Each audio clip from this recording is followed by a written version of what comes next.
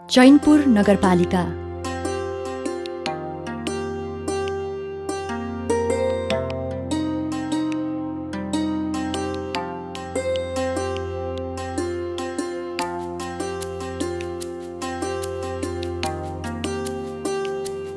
चैनपुर नगरपालिका नेपालको कोशी प्रदेश सङ्खुवासभा जिल्लामा अवस्थित एक ऐतिहासिक, सांस्कृतिक र प्रशासनिक रूपमा महत्त्वपूर्ण नगरपालिका हो।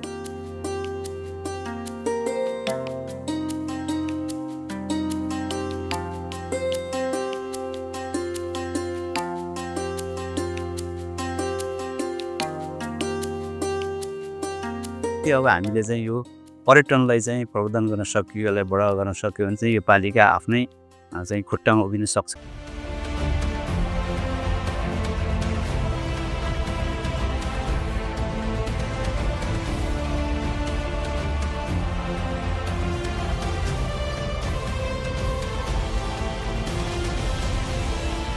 विशेष गरेर हाम्रो चैनपुर नगरपालिकाको भिजन भनेको कृषि, पर्यटन र व्यापार समृद्ध चैनपुर नगरपालिकाको आधार।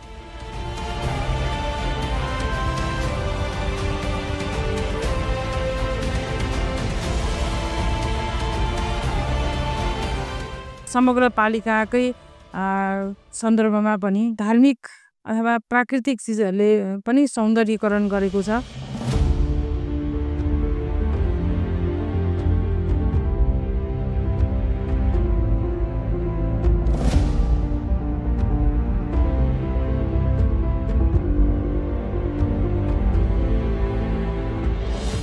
यो नगरपालिकाले विभिन्न जात-जाति, भाषा, धर्म, प्राकृतिक स्रोत साधनले भरिपूर्ण समावेशी समुदायको प्रतिनिधित्व गर्दछ। चैनपुर नगरपालिका सङ्खुवासभा जिल्लाको एक प्रमुख नगरपालिका हो। विक्रम सम्वत 2071 साल वैशाख 25 गते यसलाई नगरपालिका घोषणा गर्दा चैनपुर, सिद्धकाली, सिद्धपोखरी, बानेश्वर र खराङ गाउँ विकास समितिहरू समावेश गरिएका थिए भने सङ्घीयता लागू भएपछि विक्रम सम्वत 2073 फागुन 27 गते नुनठाके गाविसलाई पनि यसैमा गाभिएको थियो। चैनपुर नगरपालिका सङ्खुवासभा जिल्लाको सदरमुकाम खाँदबारी नजिकै अवस्थित छ। यसको भू-उचाइका कारण यो ठाउँ शीतोष्ण जलवायुकै अधीनमा पर्छ। यहाँबाट हिमालको रमणीय दृश्य देख्न सकिन्छ र यो क्षेत्र सांस्कृतिक र पर्यटकीय दृष्टिले पनि महत्त्वपूर्ण मानिन्छ। यसको क्षेत्रफल 223 वर्ग किलोमिटर रहेको छ। खास गरी हाम्रो नगरपालिकाको भूगोल ठुलो छ। यो भूगोल चाहिँ तपाईँको चाहिँ 223 वर्ग किलोमिटरमा फैलिएको छ। मान्छेको बसाइ छरिएर बसेको छ, बाक्लो बसाइ छैन। त्यसो भइकन यस्तो ठाउँमा हामीले विकास गर्न अलिकति गाह्रो छ। यसलाई एकीकृत बस्तीको रूपमा हामीले अगाडि बढाउँदाखेरि चाहिँ यो अझै राम्रो हुन्छ भने हामीले ठानेका छौँ। र विभिन्न जात जातिका मानिसहरूको बसोबास चाहिँ मिश्रितै छ। यहाँ बसोबास यहाँ कुनै पनि एकल जातिको चाहिँ बसोबास छैन, यहाँ सबैको मिश्रित छ। चैनपुर नगरपालिका ऐतिहासिक दृष्टिकोणले महत्त्वपूर्ण स्थानमा अवस्थित छ। यो क्षेत्र मध्यमकालीन नेपाली सभ्यताको अंश हो र यसले ऐतिहासिक स्थलहरू र पुराना मन्दिरहरूको समृद्ध इतिहास बोकेको पाइन्छ। यस सातपानीको हाम्रा अग्रज पुर्खाहरूको भनाइ किम्वदन्ती अनुसार पहिला यो दलदल थियो र यो पारी बाक्लो गाउँ यता नामलिङ ओहोरदोहोर गर्दाखेरि तपाईँको ढुङ्गा राखेर उहाँहरू वरपर गर्नुहुन्थ्यो। यहाँ हाम्रा पुर्खा जयमान लिम्बू र गोलाबजारका कृष्णमान श्रेष्ठ बिहान पनेरोमा आउँदा त्यो सिममा तपाईँको भाटाबाट राखेको धारोमा दुध भेटेको किम्वदन्तीहरू सुन्नु पाइन्छ। अनि त्यसो भएको हुनाले यो यहाँ सातकन्या देवी, तपाईँको यहाँ सातधारा दायाँ बायाँ तपाईँको 3-4 धारा गरेर जम्मा 11 धाराको कुराहरू थियो पहिला, अलिकति यहाँ बढा छ अहिले। यससँगै यसको राजनीतिक इतिहास समेत रहेको छ। चैनपुरका आसपासका क्षेत्रहरू प्राचीन कालमा राजनैतिक युद्ध र सङ्गठनका लागि महत्त्वपूर्ण थिए। यहाँका केही स्थानहरू प्राचीन कालमा राजधानीको रूपमा पनि प्रयोग गरिएको थियो। यससँगै चैनपुर एक प्राचीन व्यापारिक मार्गको पाटो हो, जहाँ विभिन्न जात जातिका मानिसहरूका लागि व्यापार र सांस्कृतिक आदान प्रदान हुने केन्द्रको रूपमा चिनिन्थ्यो। चैनपुरका विभिन्न स्थानहरूमा नेवारी शैलीको वास्तुकला, धार्मिक मन्दिर र गुम्बाहरू पाइन्छन्, जसले यहाँको सांस्कृतिक धरोहरलाई बचाएर राखेका छन्। र चैनपुरमा बसोबास गर्ने मान्छेले यहाँ चाहिँ मिश्रितै छन्। यहाँ खास गरी चाहिँ नेवार जातिको बसोबास छ। उहाँहरू नेवार परिकारमा चाहिँ रमाउनुहुन्छ, नेवारी परिकार खान पाइन्छ यहाँ। र उहाँहरू आफ्नो वेशभूषामा नेवारी रीतिरिवाज, आफ्नो संस्कारहरू उहाँहरू झल्काउने गर्नुहुन्छ।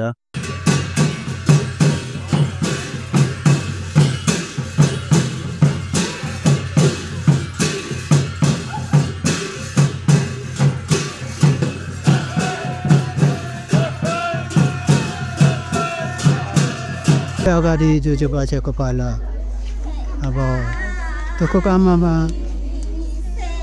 नाच्यो, सुख भिएमा ज्याब्रुक नाच्यौँ। यसरी गरी हामी लिम्बूको रीतिरिवाज गरेर ल्यायौँ। पाहुना आउँछ, पाहुना यस्तो सोल्टेनी आउनु सक्छ, त्यसलाई नाच्छ।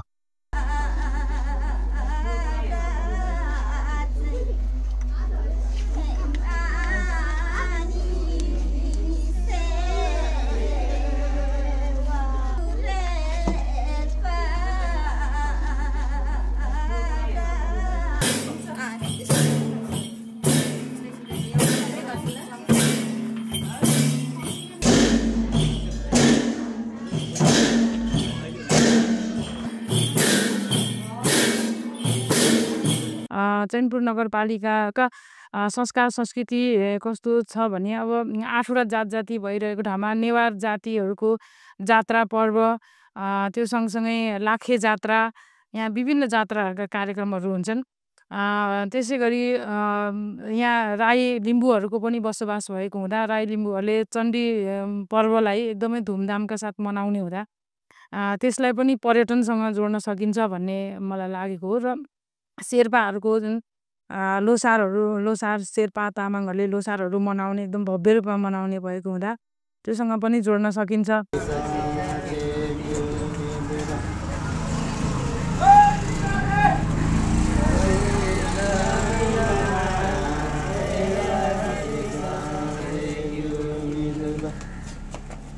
शेर्पाहरूको शुभ विवाहको कार्य गर्दाखेरि यो गाइने गाना हो।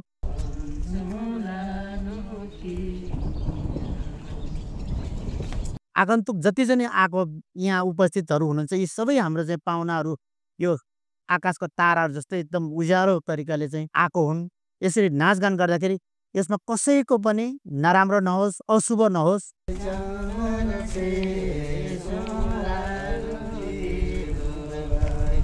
चैनपुर बजारको अगल बगलमा चाहिँ अरू अन्य जातिहरू पनि छन्, जस्तै तामाङहरू पनि छन्। र तामाङ जातिहरू पनि आफ्ना रीतिरिवाजहरू चाहिँ अझै त्यसलाई चाहिँ प्रवर्धन गर्ने, त्यसलाई चाहिँ अझै बढुवा गर्नेमा लागेका छन्।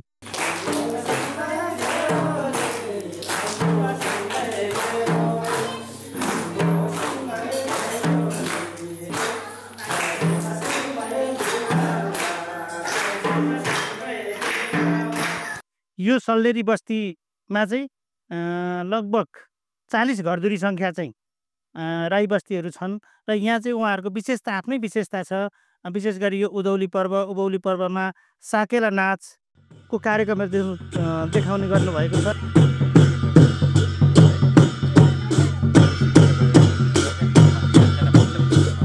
र कुनै पनि कार्यक्रमहरू गर्दा, कुनै एउटा गोष्ठीहरू आमसभाहरू गर्दा, विद्यालयको कार्यक्रमहरू गर्दा, अन्य कुनै कार्यक्रमहरू गर्दा चाहिँ आफ्नो संस्कृति झल्किने गरी उहाँहरूले चाहिँ आफ्नो यो साकेला नृत्य देखाउने गर्नुभएको छ।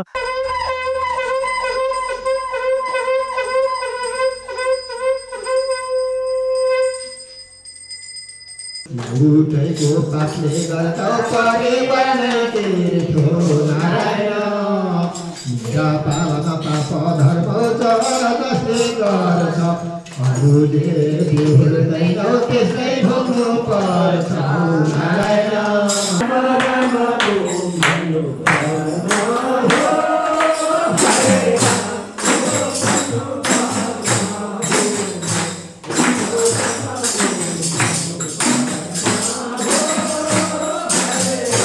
सिद्धा पोखरी अहिले भएको अनि यहाँहरूतिर मार्ग दुईटा पोखरी हो तर पहिलेको फुटेर गएको अब यो चाहिँ सुकेर जाँदैछ हेर्नुहोस् अनि अहिले चाहिँ के भयो त भन्दाखेरि यहाँनिर नामाकरण चाहिँ गुफा पोखरी भएर गयो हाम्रो यहाँनिर हिस्टोरीहरू भन्दाखेरि एउटा पहिले यो मेन्छेम डाँडा जस्तो एउटा संस्करणमा मेन्छेम डाँडा भन्ने कसरी आयो भनेदेखि तपाईँको जोबानामा यो अथवा चाहिँ नि हाम्रो महादेवको पाल भनेपछि महादेवले कुन समयमा चाहिँ उसले भोग गरेको थियो त्यो समयमा चाहिँ त्यतिखेर चाहिँ उनीहरू धान नाचेको देख्यो अरे अनि अहिले चाहिँ लिम्बनहरूले चाहिँ के भनेको छ भने हाम्रो मेन्छेम भनेपछि हाम्रो चाहिँ छोरीचेली नाचेको हो भन्ने उहाँहरूको कुरो छ। नेपाल सरकार कोशी प्रदेशको भ्रमण वर्ष 2082 पनि शुभारम्भ भइसकेको छ।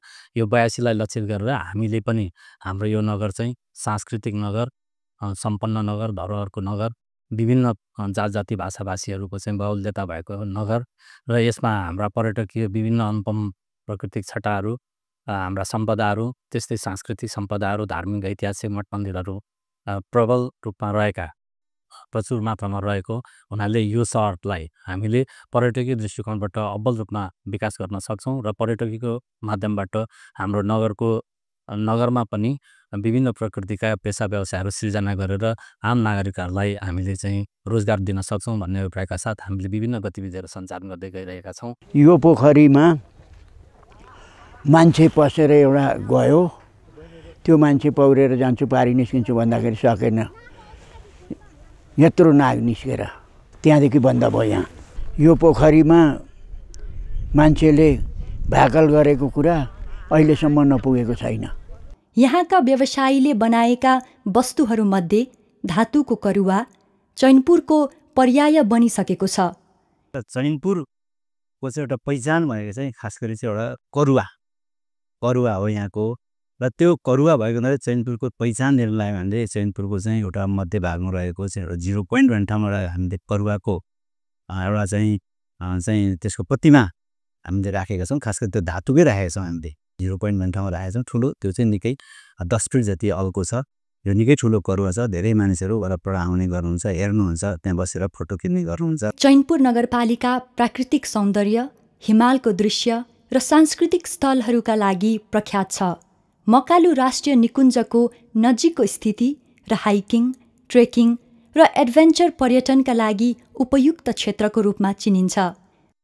खास गरेर हामीले विकास निर्माणको सन्दर्भमा भौतिक पूर्वाधारहरू केही तयार गऱ्यौँ। त्यसमा सडक, खानेपानी, बिजुली बत्ती, सिँचाइ र केही भवनहरू, कोडा कार्यालयहरू, स्वास्थ्य भवन नगर हामीले केही भवनहरू पनि बनायौँ। अब यसरी विकास गरिरहँदाखेरि पनि खास गरी त्योभन्दा अगाडि हामीले चाहिँ फोहोर मैलाको व्यवस्थापन गर्ने यहाँ चैनपुर बजारमा त्योभन्दा अगाडि फोहोर मैलाको चाहिँ अत्यन्तै यत्रतत्रै व्यवस्थित ढङ्गले राखियोस् व्यवस्थापन गरिएको थियो र त्यसलाई व्यवस्थापन गरियो। त्यति गर्दै पनि खास गरी हामीलाई लाग्छ हामीले धेरै कामै गरे जस्तो लाग्छ। त्यही पनि यहाँका मानिसहरूको चाहिँ बसाइसराई चाहिँ अलिकति तीव्र रूपमा अगाडि बढ्यो। अब हामीले के गर्दा चाहिँ यो बसाइसराईलाई रोक्न सकिन्छ भन्ने हिसाबले हामीले अलिकति सोच्न थाल्यौँ। सोच्दै जाँदाखेरि अलिकति विशेष गरेर चाहिँ बुझ्दै जाँदाखेरि यहाँको चाहिँ मानिसहरूको शिक्षा र स्वास्थ्यको अभावका कारणले अलिकति मानिसहरूबाट बसाइसराईको चाहिँ तराईतिर जाने एउटा क्रम अलिक बढेर गयो। त्यसलाई रोक्न सकिन्छ कि भनेर हामीले अलिकति चाहिँ अब स्वास्थ्यलाई अलिकति हामीले सुधार गर्न खोज्यौँ। मान्छेहरू विशेष गरेर चाहिँ स्वास्थ्य खोज्दै बाहिर गएको, विशेष किसिमको शिक्षा खोज्दै बाहिर गएको हुनाले स्वास्थ्यलाई हामीले अलिकति बढायौँ र हाम्रो यहाँ नगरपालिकामा भएको प्राथमिक स्वास्थ्य केन्द्रलाई हामीले चाहिँ आधारभूत अस्पतालमा अगाडि बढाउनको लागि हामीले लाग्यौँ र त्यसलाई केही गएको यो सभा के चाहिँ 79 80 80 81 को चाहिँ हामीले सभाबाट चाहिँ स्वास्थ्यलाई सुधार गर्नको लागि बजेटको विनियोजन गऱ्यौँ। त्यसमा चाहिँ हामीले 2 जना डाक्टर राख्ने र अरू थप जनशक्तिहरू राख्ने र अरू त्यसलाई चाहिँ चाहिने आवश्यक सामानहरू पनि हामीले चाहिँ तर्जुमा गर्ने गऱ्यौँ र हामी अलिकति अगाडि बढेका छौँ र अहिले केही सेवाहरू अलिकति बढ्ता दिन हामीले सकेका छौँ र बिरामीहरूको चाप अलिकति अहिले बढेको छ। यहाँ पनि केही हुँदो रहेछ भनेर मान्छेहरूले चाहिँ अलिकति विश्वास र त्यसरी अगाडि बढिरहेछ र स्वास्थ्यको यहाँ केही सुधारहरू हामीले गर्न सकेका छौँ। र चैनपुरमा भएका हिन्दू मन्दिरहरू, बौद्ध गुम्बा र किराँत धार्मिक स्थलहरू रहेका छन् जसले धार्मिक पर्यटकलाई आकर्षित गर्छ। अझै आय आर्जनलाई बढाउन हामीले नै आफ्नो पालिकाका स्रोतहरू पनि बढाउन लागि चाहिँ अब अहिले नयाँ ढङ्गले नयाँ विकासको क्षेत्रहरू बढेर आएको छ। यही वर्ष कोशी प्रदेश सरकारले चाहिँ एउटा चाहिँ 2082लाई चाहिँ पर्यटन वर्ष मनाउने भनेर एउटा नयाँ नाराका साथ चाहिँ अगाडि बढेको छ। त्यसमा चाहिँ के भनेको छ भने कोशीको गौरव हिमालको शान, पर्यटन वर्षमा सबैलाई सम्मान भनेर एउटा नारा लिएर चाहिँ कोशी प्रदेश अगाडि बढेको छ र हाम्रो नगरपालिकामा पनि यस्तो पर्यटकीय स्थलहरू, पर्यटनलाई प्रवर्धन गर्न सकिने स्थलहरू चाहिँ हामी कहाँ धेरै छन्। जो चाहिँ नगरपालिकाको वडा नम्बर 1 मा जाने हो भने त्यहाँ चाहिँ गुफा पोखरी छ, त्यहाँ मेन्सेम डाँडा भन्ने छ। त्यो अत्यन्तै रमणीय ठाउँ छ मेन्सेम डाँडा, जहाँबाट चाहिँ हामीले हेर्दाखेरि चाहिँ यो चाहिँ ताप्लेजुङ जिल्लामा रहेको एउटा शक्तिपीठ पाथिभरा मन्दिरलाई देख्न सकिन्छ र गुफा पोखरीमा चाहिँ वरिपरि चाहिँ गुराँसहरू छन्। लगभग 28 प्रजातिको गुराँसहरू पाइन्छ भन्ने चाहिँ हाम्रै यही ठाउँमा चाहिँ पाइने अहिलेसम्मको चाहिँ एउटा अनुसन्धानले त्यो पत्ता लगाएको छ र यहाँ यसलाई प्रवर्धन गर्न अत्यन्तै सकिन्छ र कोशी प्रदेश सरकारले एउटा चाहिँ लाली गुराँस नगरपालिका उम्दै गुफा पोखरी बाटास 5 कपन त सभा पोखरी भन्दै नुमसम्म जाने एउटा चाहिँ पैदल मार्गको पनि अवधारणा लिएर अगाडि बढेको छ।